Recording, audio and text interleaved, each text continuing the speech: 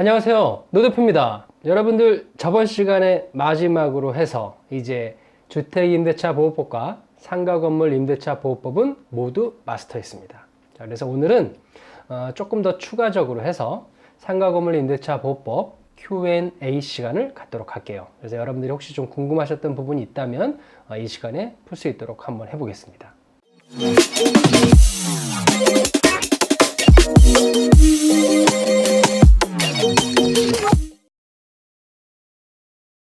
첫 번째 질문입니다. 서울에서 보증금이 2억 원인 상가 건물을 임차하여 운영 중에 건물이 경매에 붙여졌어요. 그럼 임차 보증금을 돌려받을 수 있을까요? 하는 질문이 첫 번째 질문이었습니다. 그럼 여러분, 정답은 우선 변제권을 갖췄다면 가능합니다. 우선 변제권은 제가 저번 시간에도 설명드렸지만 일단 대항력을 갖춘 후에 확정일자를 받으셨다면 우선 변제권이 생깁니다.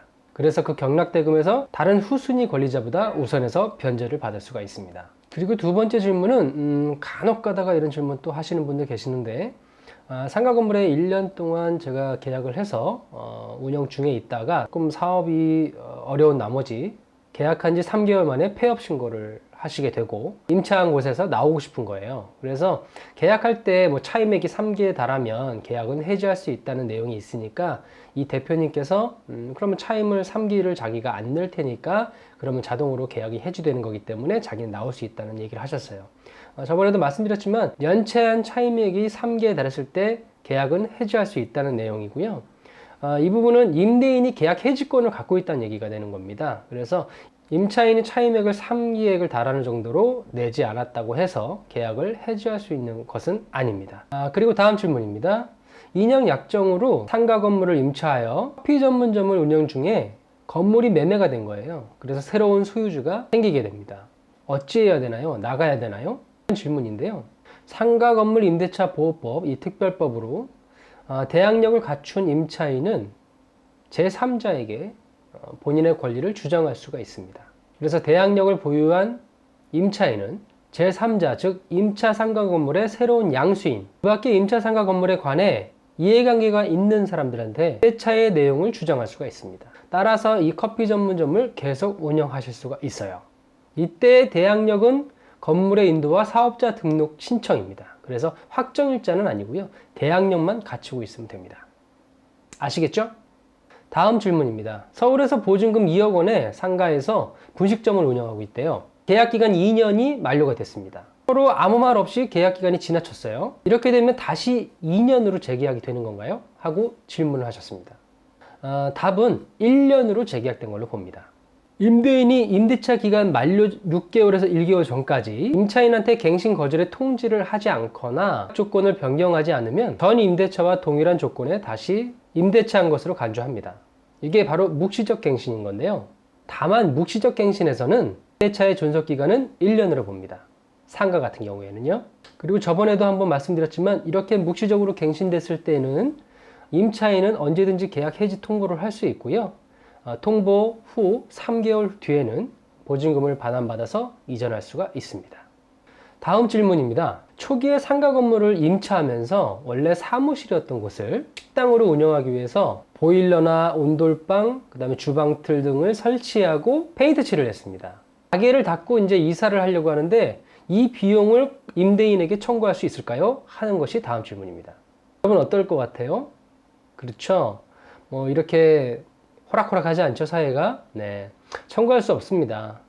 위 비용은 임차인이 자기 사업을 운영하기 위해서 사용한 비용으로 유익비에 해당하지 않기 때문에 임대인에게 청구할 수가 없습니다. 그럼 이 유익비 상환 청구권에 대해서 조금 알아보면요, 이 유익비 상환 청구권이란, 그러니까 임대차 관계로 뭐 임차한 물건을 사용 수익하던 중에 객관적 가치를 증가시키기 위해서 투입한 비용이 있을 경우, 그래서 그 임대차 기간이 종료 시에 그 가액의 증가가 현존할 때, 그때 임차인이 임대인에게 그 비용을 청구할 수 있다는 것을 말합니다.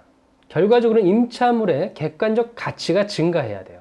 그래서 임차인이 뭐 자기의 취미 활동이라든지 아니면 자기만의 뭐 컨셉이라든지 아니면 자기 사업을 위해서 투자한 비용은 유익비에 해당하지는 않습니다. 다음 질문입니다. 앞선 질문과 조금 겹쳐질 수가 있는데요, 한번 비교해서 한번 보도록 하죠. 상가 건물 임대차 계약을 체결했을 때 상가에 대한 수선 의무를 임차인이 부담하기로 했었대요. 근데 최근에 지붕에서 비가 새가지고 누수가 되는 거예요. 그럼 이것도 과연 임차인이 고쳐야 되나요? 하는 질문입니다. 여러분 어떨 것 같아요? 맞습니다. 이 부분은 임대인이 수리를 해줘야 됩니다. 본래 그 수선 의무라는 것도 임대인한테 있는 거지만 약간 이렇게 앞선 특약사항으로 임차인에게 수선 의무를 줄 수가 있어요. 하지만 이렇게 뭐 벽이 갈라졌다든지 지붕에서 물이 샌다든지 이런 부분들은 임대인이 수선 의무를 부담합니다. 왜냐하면 임대인이 임차인에게 상가를 임대를 해줬을 경우에는 그 상가를 사용 수익하는 데 있어서 문제가 없게끔 임대인이 유지할 수 있도록 해줘야 돼요. 상가 건물이 파손되거나 아니면 건물의 주요 부분이 파손된 경우라면 그 부분은 임대인이 수리해 주는 것이 맞습니다. 그래서 이런 부분에 있어서는 임대인분과 임차인분이 분쟁 없이 잘 해결을 했으면 좋겠고요. 또 마찬가지 사소한 부분, 사소한 것 같들은 임차인분이 수선해서 사용하시면 됩니다. 또 매번 임대인에게 전화해가지고 고쳐달라, 이걸 고쳐라, 전부 그러시면 또 서로 불편해지는 관계가 되니까요. 정말 뭐 사소하게 문고리가 하나 고장났다든지 이런 부분은 임차인분이 큰 비용이 나가지 않으니까 수선해서 그냥 사용하셔도 상관없을 것 같아요. 어쨌든 서로 사람하고 사람 간에 해결하는 문제니까 우리가 기본적인 상식성상에서 해결을 하면 가장 좋지 않을까 생각해 봅니다. 만약에 임대인분이 이거 수선을 해주지 않았다면은 사실 임차인분은 손해배상 청구까지 가능합니다. 참고적으로 알고 계시면 될 것 같습니다. 자, 다음 질문입니다. 상가 임대차를 계약하려고 하는데 건물 소유자의 부인이 나와서 계약을 진행하려고 하는 거예요. 자, 과연 문제가 없을까요? 하는 것이 다음 질문인데요. 자, 건물 소유자의 부인하고 계약하는 건 문제가 없어요. 다만 그 부인이 대리인이라는 것을 확실하게 증명만 해준다면 아무 문제가 없습니다. 하지만 아무 대리인 증명을 보이지 않고 그냥 소유자의 부인이라는 이유만으로 계약을 진행한다는 것은 후에 문제가 발생할 확률이 높습니다. 그래서 위임장과 인감증명서가 반드시 필요하고요. 건물 소유자하고 계약할 때는 이 건물 소유자가 이 등기부등본에 있는 소유자와 동일한지 꼭 체크를 한번 해보셔야 되고요. 분들이 뭐 가끔 비용을 절감하기 위해서 직거래를 하시거나 그런 분들이 있는데 뭐 그게 좋다 나쁘다의 말씀을 드리는 것보다는 어쨌든 부동산이라는 것이 있으면 그만큼의 더 안전한 안정책이 생기는 거거든요. 그러니까 부동산에 사실 계약하면 부동산에 계신 분들이, 공인중개사 분들이 전부 다 그걸 확인을 해 주실 거예요. 그래서 확인하고의 계약을 진행하고 혹시라도 또 공인중개사 분이 실수로 그걸 확인 안 해서 문제가 되었다면 공인중개사 분들이 다 보험이 다 가입이 되어 있기 때문에 나중에 다 보상을 받을 수가 있습니다. 그래서 여러분 보다 안전한 부동산 계약을 하기 위해서는 직거래보다는 꼭 맡길 수 있는 부동산을 의지하시는 게 좋지 않을까 이런 생각을 해봅니다. 그리고 실제적으로 실무에서 하다 보면 부부 사이인데도 그냥 부부니까 괜찮겠지 하겠지만 사이가 안 좋은 분들도 굉장히 많고요. 또 이혼 중에 계신 분들도 계시기 때문에 이 계약하고 나서 이혼을 해버리면 나중에 문제가 좀 커질 수가 있어요. 그래서 이런 부분들은 그냥 부부니까 괜찮겠지 하고 넘어가시지 마시고 꼭 한번 체크해 보시는 게 좋을 것 같습니다. 다음 질문입니다. 상가 건물 임대차 계약 시 지불한 권리금을 나중에 나갈 때 임대인에게 받을 수 있을까요? 하는 질문인데요.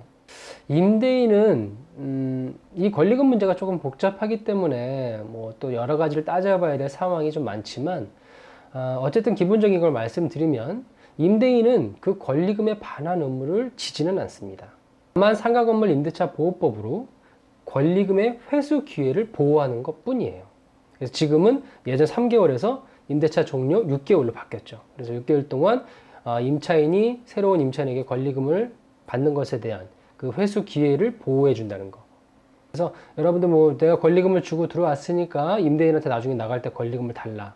이런 부분들은 대다수가 거의 되지 않는다고 생각하시면 될 것 같고요. 여러 가지 상황들의 변수가 있겠지만 임대인들은 권리금의 반환 의무는 있지 않습니다. 자, 마지막 질문입니다. 임대차 계약 기간이 만료돼가지고 건물주분한테 이제 보증금을 돌려달라고 한 거예요. 나가야 되니까. 그런데 이제 임대인이 그 보증금을 좀 썼는지 아니면 좀 약간 여러 가지 사정이 있는지 다음 세입자가 들어올 때까지 기다려달라. 난 보증금을 지금 지급할 여력이 없다. 이렇게 얘기를 한 거죠. 그러면 사실 이런 경우가 지금 최근에 좀 많이 있습니다. 그러면 이 임차인의 질문은 그럼 보증금 돌려받을 때까지는 내가 계속 있지만 월세를 안 내도 될까요? 하는 것이 질문인데요. 여러분 어떻게 생각하세요? 맞습니다. 월세, 임대료 내셔야 됩니다. 결과적으로 임대차가 종료돼도 보증금을 반환받을 때까지는 임대차 관계가 계속 존속된다고 보는 거거든요. 그래서 임대인과 임차인은 그 계약서상의 권리 의무를 그대로 지고 있는 겁니다. 따라서 보증금을 반환받을 때까지는 영업을 할 수 있지만 설사 이런 경우에도 임대료는 지급하셔야 됩니다. 자, 그래서 오늘은 여기까지 한번 상가건물 임대차 보호법 Q&A 시간을 가졌습니다. 사실 실무에서는 이런 거보다 훨씬 더 많은 복잡한 문제들이 많이 생기고 있거든요. 그런 부분에 대해서 한번 제가 나중에 영상을 올리는 시간을 갖도록 하겠습니다. 공인중개사분들이 아마 좀 많은 관심을 보이지 않을까 싶은데요. 그래서 그런 거에 어떻게 해결을 해 나가야 되는지 이제 그런 부분들도 한번 좀 따져보도록 하고요. 오늘은 이 정도까지만 하도록 할게요. 네. 자, 여러분 본격적으로 경매 강의를 시작할 것이고 실질적인 투자를 하기 위해서 준비하는 과정이니까요. 잘 따라와 주시고 또 차근차근 공부를 하시면 후에 멋진 미래가 기다리고 있지 않을까 생각해 봅니다. 자, 여러분 그럼 오늘 여기까지 하도록 하겠습니다. 좋은 하루 되시고요. 여러분 감사합니다.